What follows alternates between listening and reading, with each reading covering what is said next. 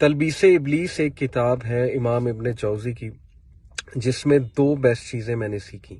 ویسے تو بہت سی ہیں اس میں بیسیکلی انہوں نے بتایا کہ شیطان ابلیس ہمارا کیسا دشمن ہے، اور اللہ تعالیٰ نے جب کہا نا انہم لکم عدو مبین، کہ بے شک وہ تمہارا بہت کھلا دشمن ہے، بہت واضح دشمن ہے. The mistake which most of us do in life is not realizing کہ we have an enemy، اور وہ دشمن ہر ایک کو اس کے نیچر کے مطابق اور اس کے مسئلے کے مطابق اپروچ کرتا ہے، اور اس کے ظاہر پرسنالٹی کے مطابق اپروچ کرتا ہے. اور یہ بھی یاد رکھیے کہ ہر انسان کے ساتھ اللہ تعالیٰ نے ویسے بھی ایک کرین تو پیدا کیا ہوا ہے. کرین ایک ایول شیطان ہے، ایک ایول جن ہے جو ہمارے ساتھ ہے، جو ہماری رگوں میں خون کی طرح دوڑتا ہے، وسوسے بھی ڈالتا ہے، اور الٹیمیٹلی بگیسٹ اینمی ابلیس تو ہے ہی.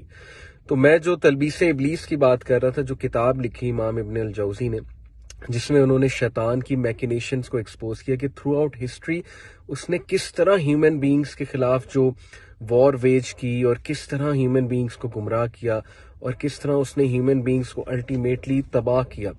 تو 2 باتیں میں آپ کو بتانا چاہوں گا. ایک یہ جو میرے لیے بہت آئی اوپننگ تھی، وہ یہ کہ ابلیس اور شیطان اور ہمارا اپنا جو کرین ہے، وہ ہمیں سستی کے تھرو، کاہلی کے تھرو، نمبر 1.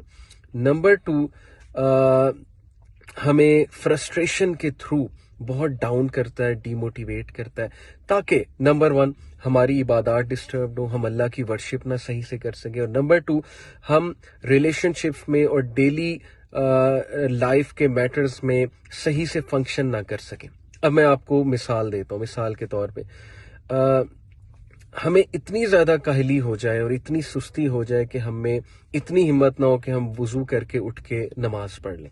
نماز کے بارے میں بہت زیادہ سستی، ہمیں باقی کاموں میں اتنا کھپا دینا، اور ہمیں ایسی چیزوں میں اتنا کھپا دینا جو اتنا میٹر نہیں کرتی ہیں، اور اس کے بعد جب نماز کی عبادت کی باری آئے تو ہم انتہائی کاہل، انتہائی سست ہوں. تو یہ اس کا یاد رکھیں یہ اس کا بہت بڑا حربہ ہے. اوکے، اور یاد رکھیں کہ جو بندہ اللہ کی عبادت سے گیا، جس میں اللہ کی عبادت کرنے کی ہی انرجی نہیں ہے، تو پھر کیا فائدہ اس کی انرجی کا. اوکے، باقی کاموں کے لیے انرجی ہے، اللہ کی عبادت کرنے کا جب ٹائم آئے تو سستی اور کاہلی ہے.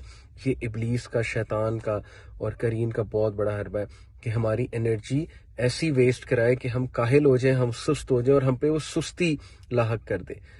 دوسری بات، جسے اردو میں کہتے ہیں سڑنا، اور جسے کڑنا بھی کہتے ہیں، لیکن سڑنے کا ورڈ اس لیے کہہ رہا ہوں کہ کچھ لوگ کہتے ہیں نہیں یار اس کا موڈ ہر وقت سڑا ہوا ہی ہوتا ہے، ہر وقت ہی سڑی ہوتی ہے، ہر وقت ہی سڑا ہوتا ہے. یا کہتے ہیں نا رس گئی ہے، پنجابی میں کہتے ہیں یا رس گیا ہے، ہر وقت رسے ہوئے رہنا.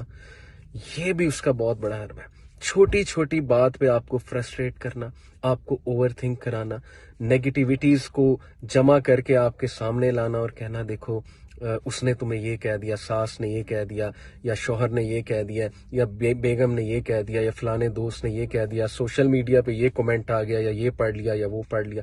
اس سے نیگیٹیویٹیز آنا، فرسٹریشن کرانا، بیٹھ کے اوور تھنک کرتے رہنا، ایسا مسئلہ کریٹ کرنا جو ابھی پیدا ہی نہیں ہوا ہے، جس کا چانس ہی نہیں ہے پیدا ہونے کا، وہ بیٹھ کے سوچانا، وسوسے ڈالنا، ہو اب یہ ایسے نہ کر دیں، انہوں نے آج ایسے کیوں کیا، یہ آج میرے ساتھ ایسے پیش کیوں ہیں، یا یہ آج میرے ساتھ ایسے پیش کیوں آیا، یہ تو ایسے نہیں ہوتا، ویسے نہیں ہوتا. اتنا فرسٹریٹ کر دینا کہ آپ سڑے ہوئے بیٹھے رہیں، سڑی ہوئی بیٹھی رہیں، سارا دن آپ کا ویسٹ ہو، انرجی آپ کی ڈاؤن ہو، عبادات بھی آپ کی ڈسٹربڈ ہو، دعا کرنے کا بھی دل نہ کرے، نہ کوئی پروڈکٹیو کام کریں. اینڈ میں نقصان کس کا؟ آپ کا. کسی اور کا نقصان ہو رہا ہے؟ بتائیں مجھے. اگر تو ہو رہا ہے تو پھر جاری رکھیں اس کو. اگر تو آپ کو تسکین مل رہی ہے سڑنے سے، اور آپ کو تسکین مل رہی ہے فرسٹریٹ ہونے سے، اور آپ کو لگتا ہے یہ کرنے سے میرے مسئلے حل ہو جائیں گے، تو کنٹینیو اٹ. لیکن عقل کے ناخن لیں، نہ کسی کو فرق پڑ رہا ہے، نہ کوئی آپ کا مسئلہ حل ہو رہا ہے، بلکہ آپ کے ساتھ ایسوسیٹڈ جو لوگ ہیں، اسپیشلی آپ کا جو خامد ہے، یا آپ کی جو بیوی ہے، یا آپ کے جو ارد گرد کے لوگ ہیں، وہ افیکٹ ہو رہے ہیں آپ کی اس ڈاؤن ہونے سے اور آپ کی انرجی سے. تو لوگوں پہ بھی رحم کریں. فرسٹریٹ ہونا، اوور تھنک کرنا، اعوذ باللہ پڑھیں، اعوذ باللہ پڑھ کے وسوسوں کو جھٹکیں، شیطان کی چالوں کو جانیں. آپ کو اللہ پہ یقین نہیں ہے؟ اللہ نے کہا ہے وہ آپ کا کھلا دشمن ہے. کیوں آپ کو سمجھ نہیں آ رہی ہے کہ اس کا کام ہے آپ کو ڈاؤن کرنا؟ تو اس لیے چھوٹی چھوٹی باتوں پہ سڑنا چھوڑ دیں، اور لیٹ گو کرنا سیکھیں، اور خوش رہنا سیکھیں، اور دوسروں کو خوش رکھنا سیکھیں، اور فرسٹریٹ نہ ہوا کریں چھوٹی چھوٹی باتوں پہ.